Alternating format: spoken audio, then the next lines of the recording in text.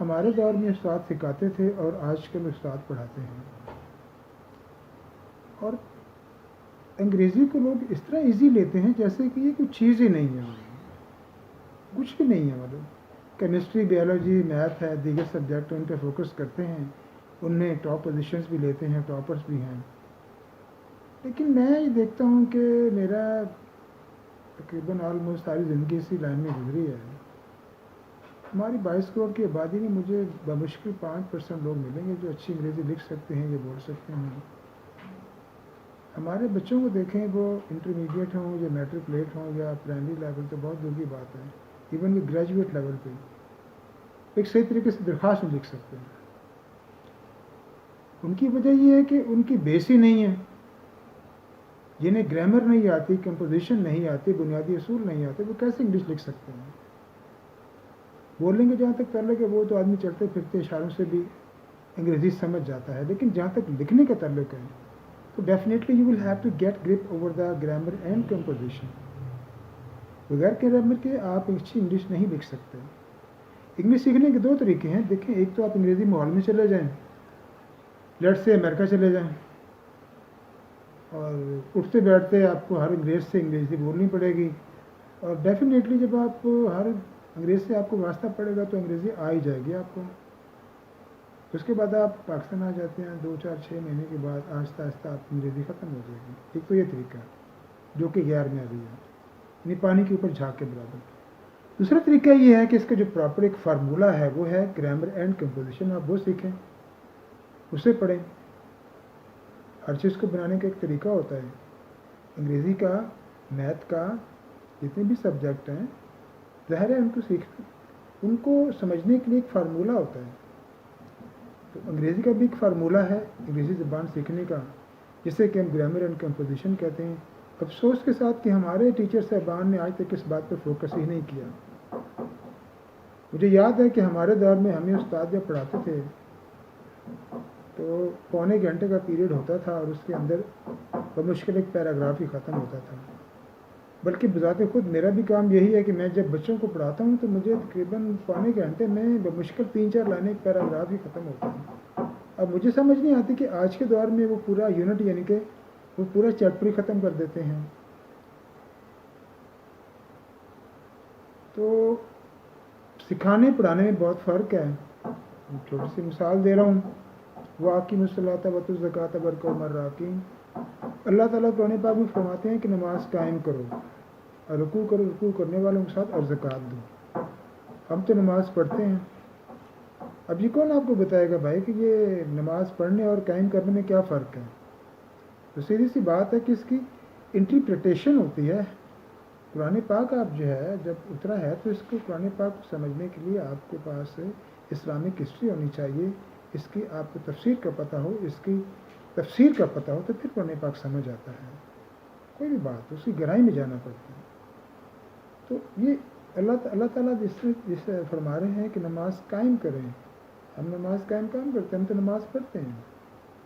بھائی نماز آپ کی قائم اس وقت ہوگی نا جب آپ مسنون طریقے سے نماز پڑھیں گے, بالکل اس طریقے سے باقاعدگی سے, خشوع و خضوع کے ساتھ, اور جس طرح نبی پاک صلی اللہ تعالیٰ علیہ وسلم نے نماز ادا فرمائی, اولیاء کرام نے نماز ادا فرمائی, تو پھر وہ نماز آپ کا اللہ کا فرمان ہے کہ بے شک نماز برائیوں سے روکتی ہے.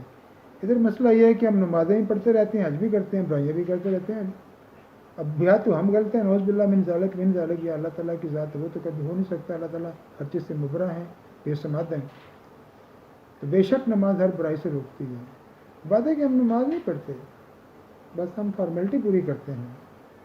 نماز جب آپ پڑھیں گے نا مسنون طریقے سے, تو وہ نماز قائم ہوگی اس عمارت کی طرح جسے کہ کوئی بھی زلزلہ طوفان نہیں ہلا سکتا.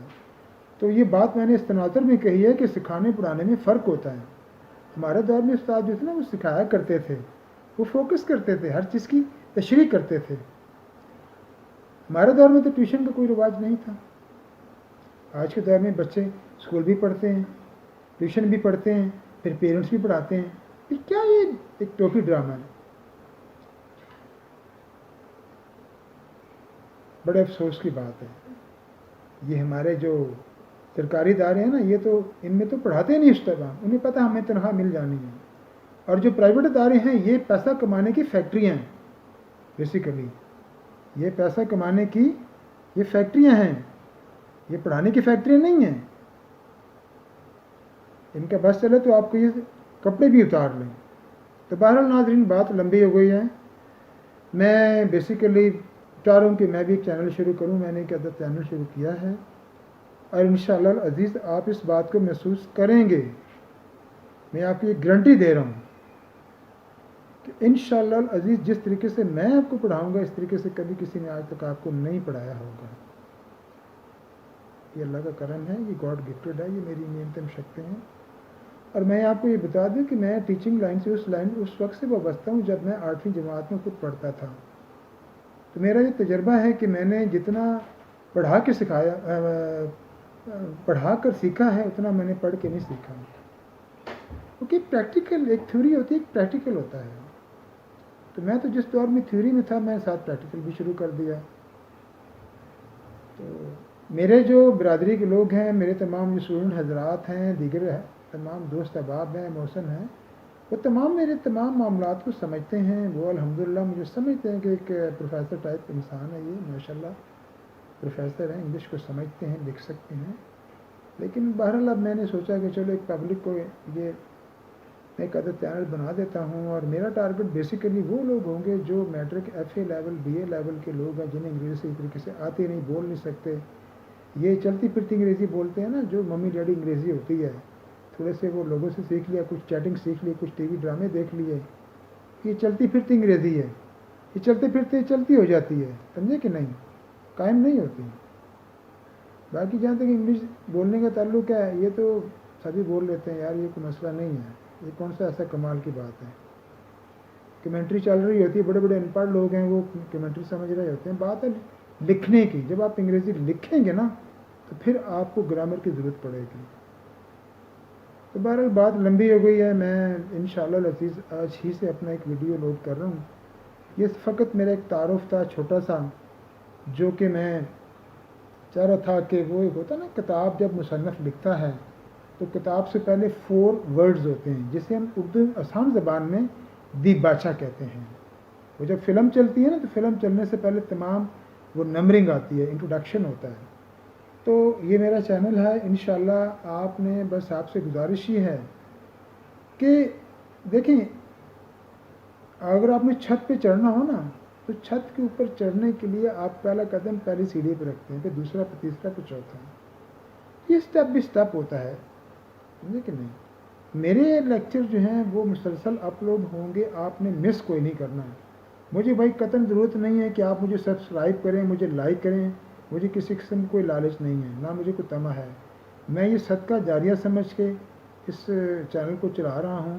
ہاں، میرا بنیادی مقصد ہے کہ علم کو پھیلانا، بالخصوص ان لوگوں کے لیے جو جابس کرتے ہیں، جن کے پاس ٹائم نہیں ہے، جو عمر سے گزر چکے ہیں، بچے ہیں، چھوٹے ہیں، پرائمری کے بچے ہیں، مڈل کے بچے ہیں، خاص طور پہ میٹرک کے ہیں بچے ہیں.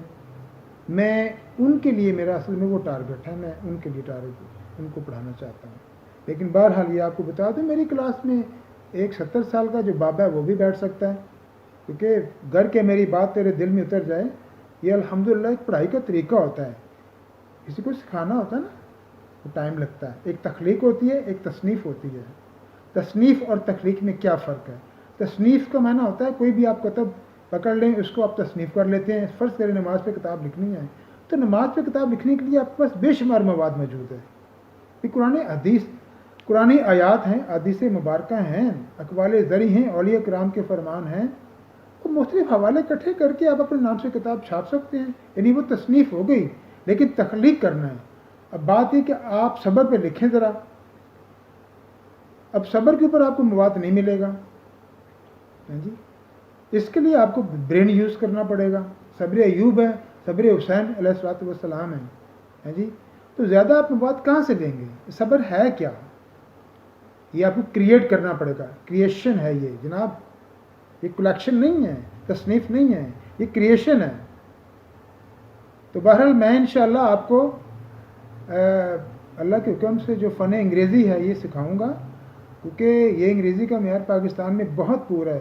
دیگر تمام ممالک سے آپ موازنہ کریں، بالخصوص انڈیا سے موازنہ کریں، تو ہمارے تو ایم اے پاس ہوتے ہیں، انہیں بھی صحیح ڈھنگ سے انگلش لکھنی بھی نہیں آتی، بولنی بھی نہیں آتی، اور انڈیا کے چپڑاسی جو ہے وہ فر انگلش بولتا ہے. تو یہ ہمارا حال ہے. ہاں جی. تو بہرحال کافی ویڈیو لمبی ہو گئی ہے، تعارف تو میں چھوٹا سا کرانا تھا. میں نے سوچا کہ چلے میں کچھ آپ سے باتیں بھی کر لوں. اب ذہن میں کچھ باتیں ہیں لیکن میں ان کو ہولڈ آن کر لیتا ہوں.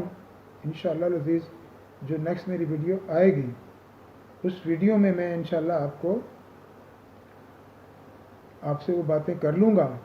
تو ہمارا ایک ٹاپک ہوگا، ہم ٹاپک بائی ٹاپک چلیں گے، ایک ٹاپک ہوگا اس کو فوکس کریں گے. تو آج کے لیے اتنا ہی کافی ہے، اجازت دیجیے. انشاءاللہ العزیز نیکسٹ ویڈیو میں آپ سے ملاقات ہوگی. اللہ حافظ.